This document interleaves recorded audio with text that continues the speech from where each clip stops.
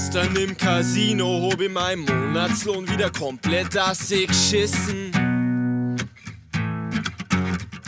Weil ich heimgekommen bin, ist ein Brief auf dem Nachkastel gelegen, auf dem gestanden ist, dass mein Freundin weg ist.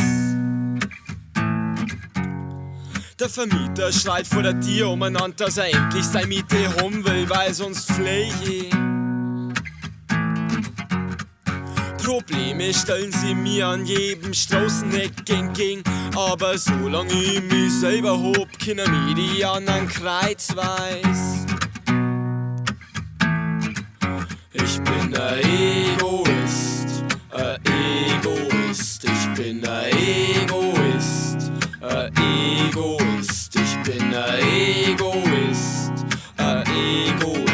ich bin ein Egoist. Ich scheiß nen Falco aufs Gesicht, weil so ein Egoist wie er bin ich schon ewig. Denken du, ich habel bloß an mich, weil mein sturer Kopf halt mich lebendig. Die Frau, die sieht sind lach ich aus, weil sie sowieso selber dran schuld ist.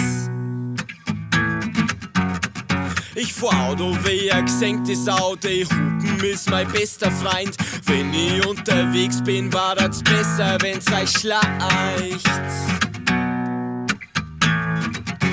Ich bin ein Egoist, ich bin ein Egoist, ich bin ein Egoist, ich bin ein Egoist.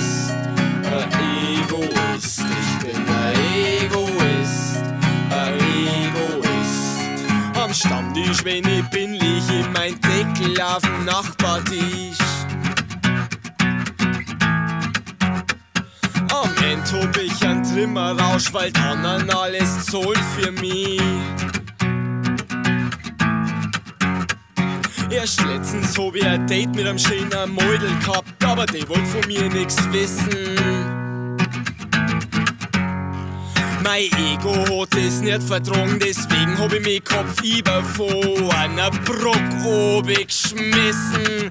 Ich war der Egoist, ich war der Egoist, ich war der Egoist, ich war der Egoist.